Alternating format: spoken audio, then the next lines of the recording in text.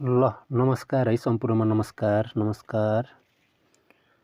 आजको पहिलो प्रश्न रहेको छ, प्रत्येक नागरिकलाई राज्यबाट आधारभूत तहसम्मको शिक्षा अनिवार्य र निशुल्क तथा माध्यमिक तहसम्मको निशुल्क शिक्षा पाउने हक हुनेछ भन्ने व्यवस्था वर्तमान संविधानको कुन धारा र उपधारामा रहेको छ?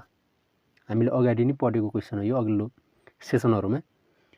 प्रत्येक नागरिकलाई राज्यबाट आधारभूत तहसम्मको शिक्षा अनिवार्य र निशुल्क तथा माध्यमिक तहसम्मको निशुल्क शिक्षा पाउने हक हुनेछ भन्ने व्यवस्था वर्तमान संविधानको कुन धारा र उपधारामा उल्लेख गरिएको छ? अप्सन ए मा रहेको छ धारा 31 को उपधारा 1, अप्सन बी मा धारा 31 को उपधारा 2, अप्सन सी मा धारा 32 को उपधारा 3, अप्सन डी मा धारा 32 को उपधारा 4। भनेपछि यस प्रश्नको राइट आन्सर धेरैले दिइसक्नु भएको छ। सही आन्सर धारा 31 को उपधारा 2 मा यो कुरा उल्लेख गरिएको छ। अप्सन बी राइट आन्सर रहेको छ। प्रश्न नम्बर 2, शिक्षक सेवा आयोगको अध्यक्ष हुन तलका मध्ये कुन अनुभव आवश्यक पर्छ? अप्सन ए मा नेपाल सरकारको विशिष्ट श्रेणीमा कम्तीमा 5 वर्ष सेवा गरेको, अप्सन बी कानुन शिक्षा वा प्रशासनको क्षेत्रमा कम्तीमा 15 वर्ष काम गरेको, अप्सन सी नेपाल सरकारको विशिष्ट श्रेणीको अनुभव प्राप्त गरेको, अप्सन डी माथिका सबै। शिक्षक सेवा आयोगको अध्यक्ष हुन तलका मध्ये कुन अनुभव आवश्यक पर्छ? कुन अनुभव आवश्यक पर्छ होला त? नेपाल सरकारको विशिष्ट श्रेणीको अनुभव प्राप्त गरेको हुनुपर्छ। शिक्षक सेवा आयोगको अध्यक्ष हुनलाई नेपाल सरकारको विशिष्ट श्रेणीको अनुभव प्राप्त गरेको हुनुपर्छ। अप्सन सी राइट आन्सर रहेको छ।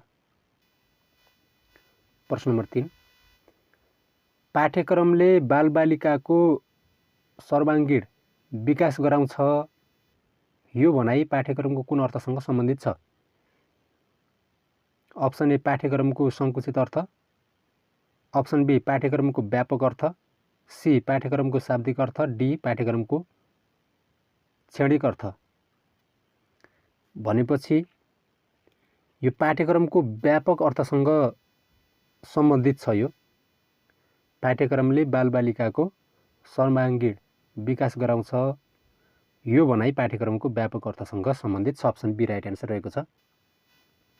प्रश्न नम्बर 4, समालोचनात्मक चिन्तन विधिमा नपर्ने तलका मध्ये कुन हो? समालोचनात्मक चिन्तन विधिमा नपर्ने, अप्सन ए मस्तिष्क मन्थन, अप्सन बी जिज्ञासु, अप्सन सी घटना अध्ययन, अप्सन डी सोच्ने।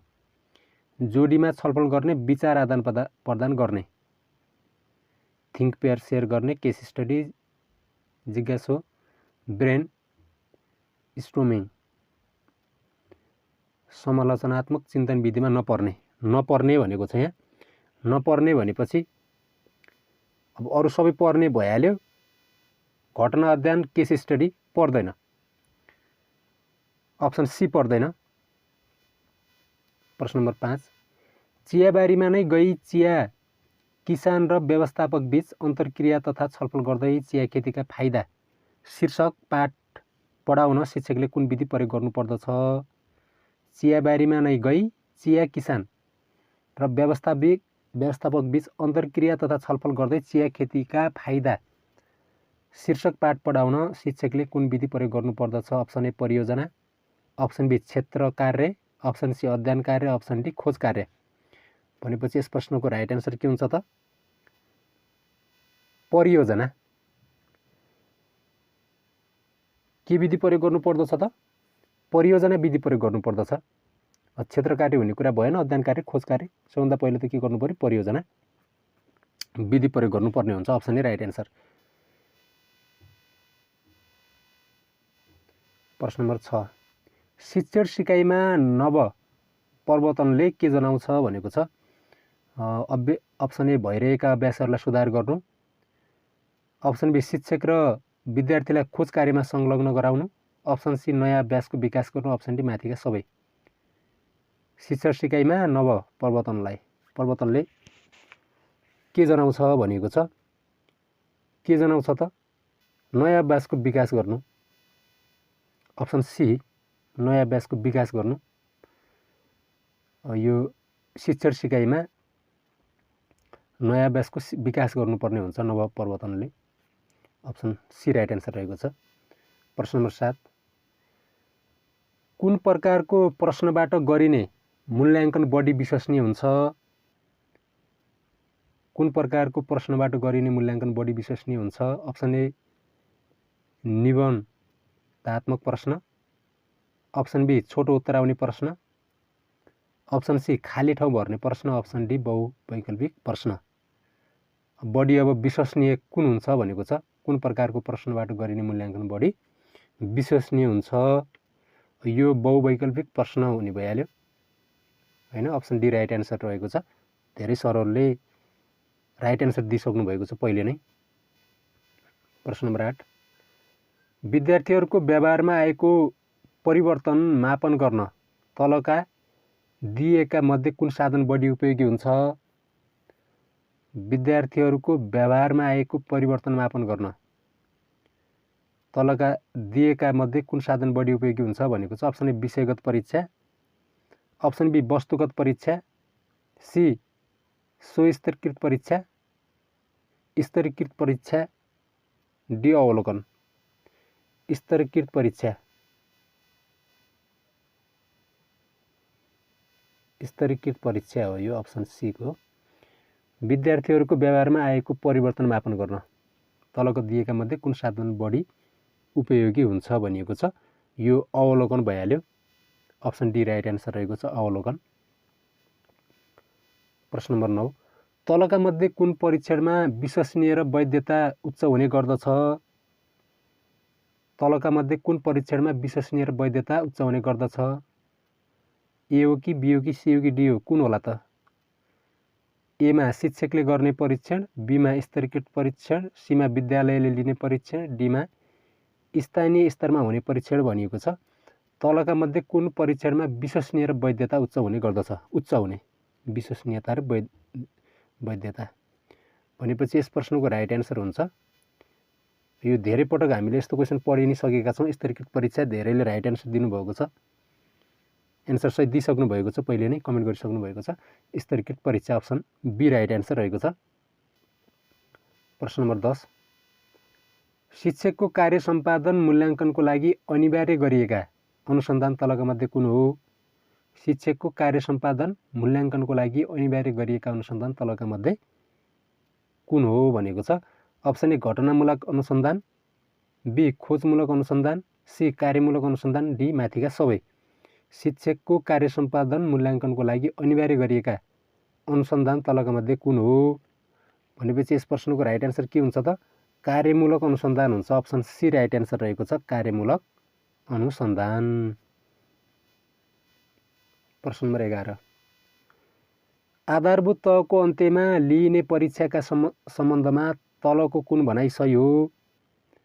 आधारभूत तहको अन्त्यमा लिइने परीक्षाका सम्बन्धमा तलको कुन भनाइ सही हो भनेको छ। अप्सन ए जिल्ला परीक्षा समितिबाट मूल्याङ्कन तथा प्रमाणीकरण हुन्छ। बी विद्यालयले विषयगत शिक्षक परिचालन गरी आन्तरिक मूल्याङ्कन प्रमाणीकरण तथा अभिलेखीकरण गर्दछ। सी स्थानीय तहमा परीक्षा समितिको संयोजनमा मूल्याङ्कन तथा प्रमाणीकरण गरिन्छ। डी उद्धार कक्षा उन्नति गरिन्छ। भनेपछि यस प्रश्नको राइट एन्सर कुन हुन्छ त? आधारभूत तहको अन्त्यमा लिइने परीक्षाका सम्बन्धमा तलको कुन भनाइ सही हो भनेको छ। यहाँ भनाइ सही कुन हो भनेको छ। यहाँ धेरैले अप्सन सी भनिसक्नु भएको छ। अप्सन सी राइट एन्सर रहेको छ। स्थानीय तहमा परीक्षा समितिको संयोजनमा मूल्याङ्कन तथा प्रमाणीकरण गरिन्छ।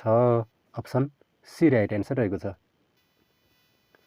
प्रश्न नम्बर 12, पाठ्यक्रम तथा पाठ्य सामग्री विकास तथा वितरण निर्देशिका 2076 अनुसार नेपालमा विद्यालय स्तरीय पाठ्यक्रम विकासको 5औं अर्थात् अन्तिम चरण कुन हो भनेको छ प्रश्नले। पाठ्यक्रम विकास अप्सन ए, अप्सन बी नीतिगत निर्णय, सी पाठ्यक्रम स्वीकृति र कार्यान्वयन, डी पाठ्यक्रम मूल्याङ्कन र सुधार। पाठ्यक्रम तथा पाठ्य सामग्री विकास तथा वितरण निर्देशिका 2076 अनुसार नेपालमा विद्यालय स्तरीय पाठ्यक्रम विकासको 5औं अर्थात् अन्तिम चरण कुन हो? अन्तिम चरण हो पाठ्यक्रम र मूल्याङ्कन सुधार। पाठ्यक्रम र मूल्याङ्कन सुधार के हो त? यो पाठ्यक्रम विकासको 5औं तथा अन्तिम चरण हो। प्रश्न नम्बर 13, मापनका सम्बन्धमा तल व्यक्त गरिएका भनाइहरूमध्ये कुन गलत रहेको छ? गलत भनाइ कुन रहेको छ भनेको छ मापनका सम्बन्धमा? अप्सन ए, मापन भनेको वस्तुमा भएका मूर्त र अमूर्त गुणलाई परिणत गर्नु हो।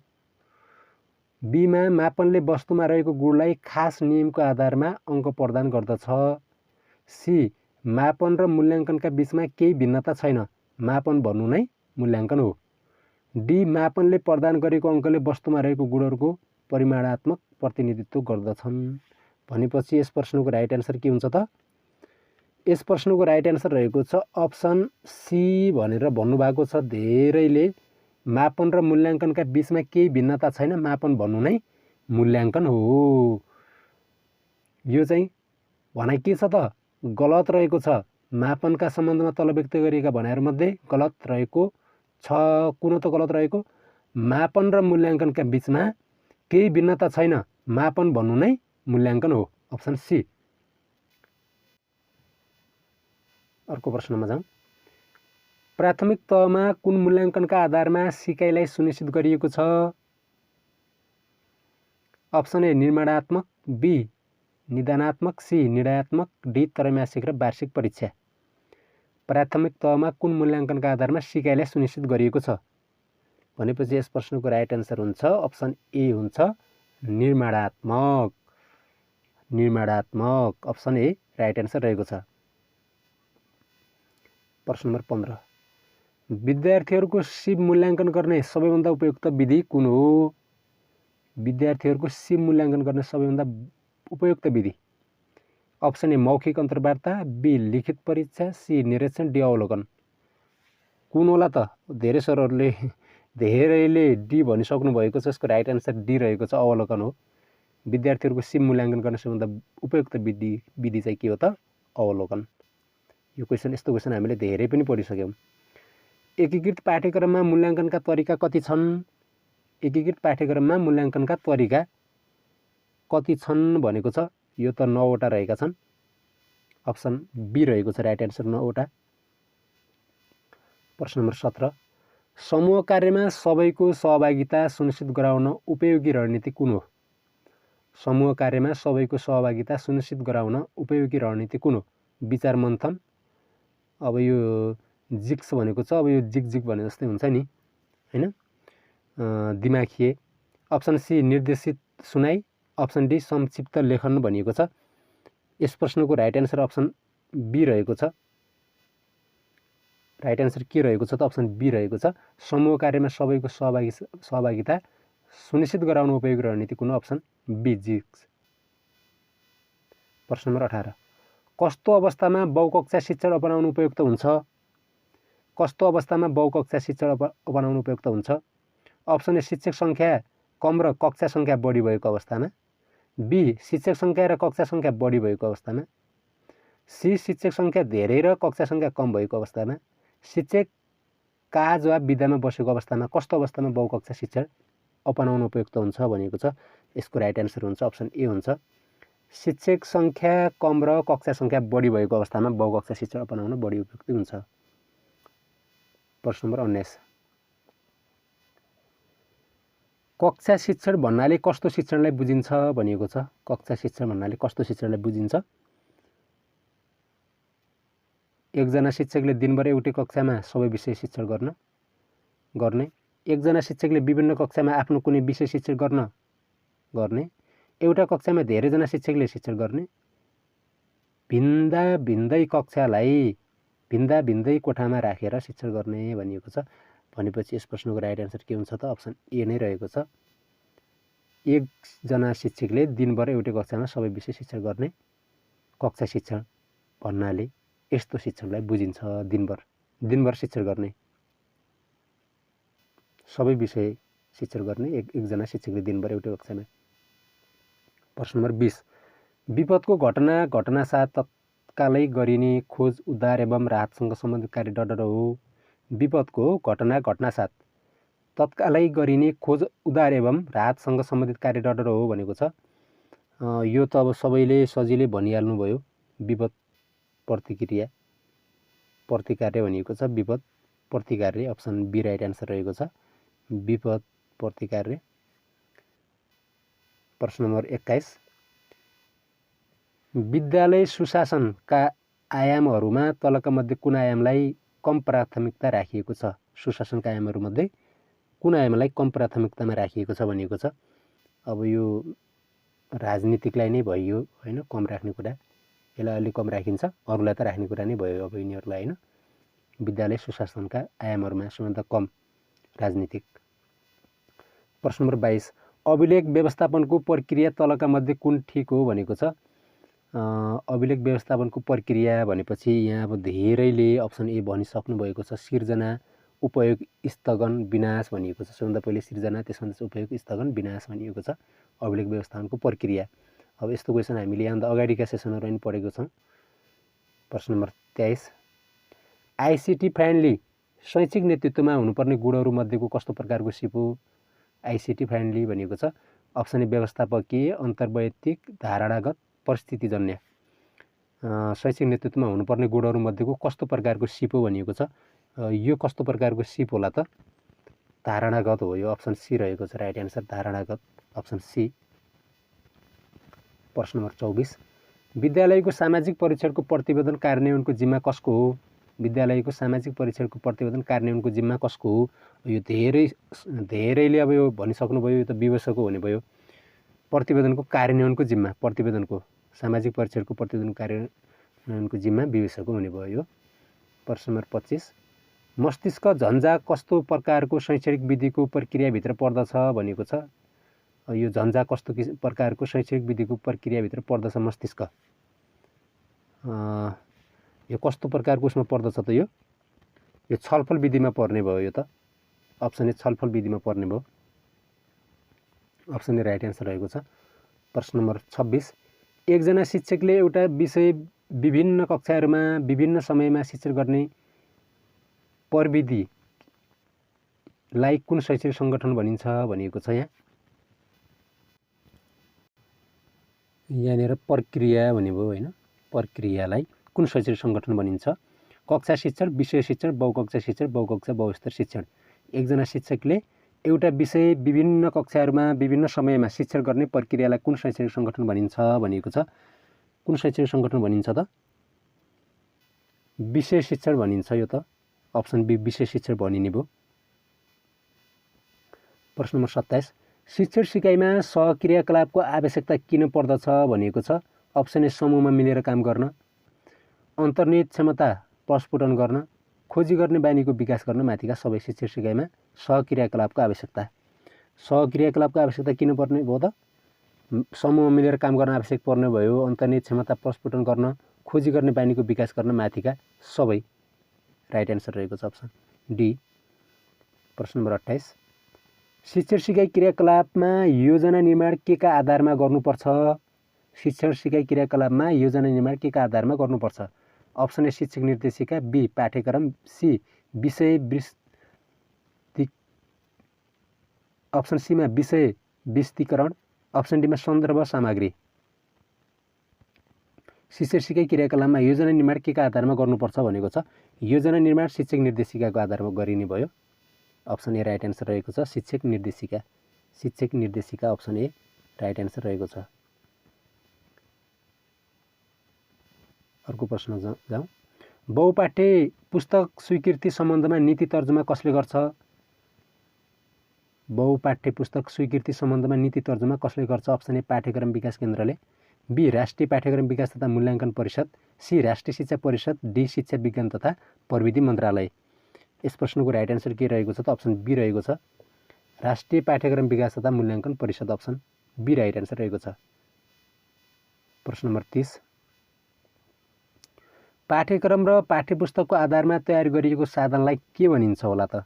पाठ्यक्रम प्रारूप, शिक्षक निर्देशिका, पाठ्य पुस्तक, सन्दर्भ सामग्री। के भनिन्छ होला?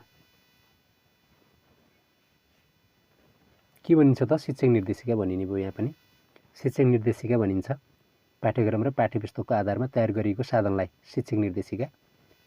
प्रश्न नम्बर 31, नेपालको वर्तमान पाठ्यक्रम सम्बन्धी दिएका कथनको आधारमा सही विकल्प छान्नुहोस् भनिएको छ।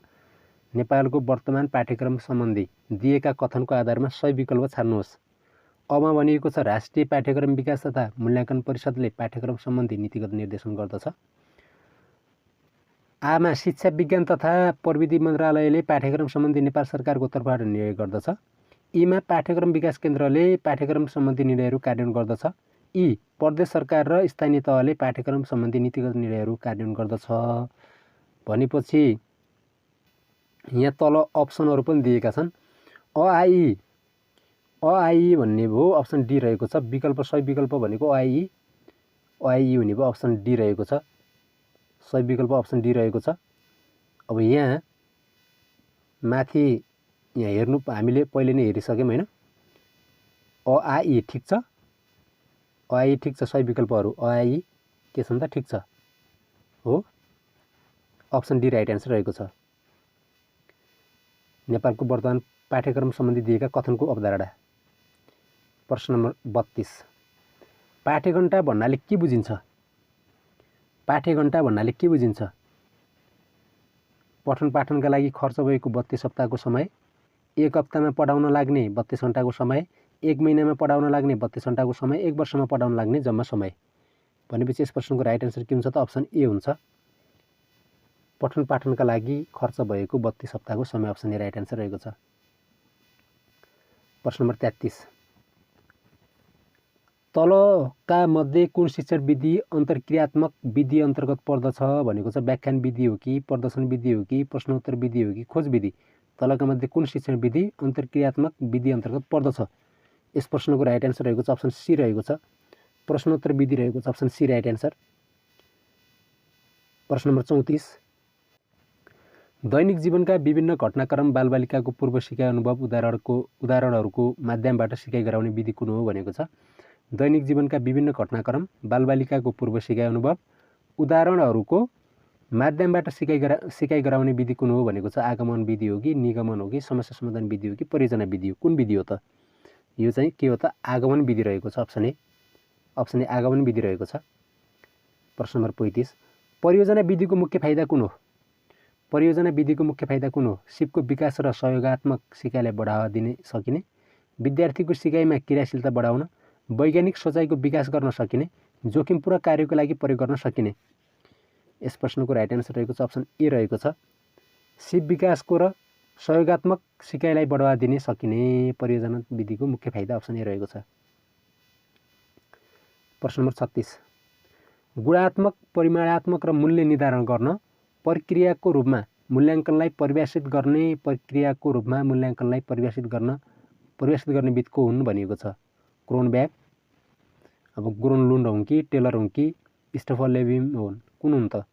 गुणात्मक, परिमाणात्मक र मूल्य निर्धारण गर्ने प्रक्रियाको रूपमा मूल्याङ्कनलाई परिभाषित गर्ने विध को हुन् भनेको छ? को हुन् त? अप्सन बी ग्रोनलुन्ड हुन्। अप्सन बी रहेको छ। परिभाषित गर्ने विज्ञ। प्रश्न नम्बर 37, लेटर ग्रेडिङको अर्थ के हो भनेको छ? लेटर ग्रेडिङको अर्थ के होला? लेटर ग्रेडिङको अर्थ धेरैले भनिसक्नु भएको छ। अप्सन बी नै भनिसक्नु भएको छ। यहाँ लेटर ग्रेडिङको अर्थ अप्सन बी भनिसक्नु भएको छ धेरैले। पूर्व निर्धारित मानकका आधारमा विद्यार्थीको उपलब्धि स्तरलाई अङ्कन गर्ने प्रक्रिया भनेको छ। अप्सन बी राइट एन्सर रहेको छ। पूर्व निर्धारित मानकका आधारमा विद्यार्थीको उपलब्धि स्तरलाई अङ्कन गर्ने प्रक्रिया भनेको लेटर ग्रेडिङको अर्थ हो। प्रश्न नम्बर 38, नेपालले सन् 2016-2030 सम्म दिगो विकासका लक्ष्यहरू कतिवटा निर्धारण गरेको छ? 2016 र 2030 सम्म दिगो विकासका लक्ष्यहरू कतिवटा निर्धारण गरेको छ भनेको छ? नेपालले कतिवटा लक्ष्य निर्धारण गरेको छ त? 17वटा लक्ष्य निर्धारण गरिएको छ। 17वटा रहेका छन् लक्ष्यहरू। प्रश्न नम्बर 39, प्रश्नावलीको प्रयोग गरिने समूह समान भएमा विश्वसनीयता डडर हुने मानिन्छ।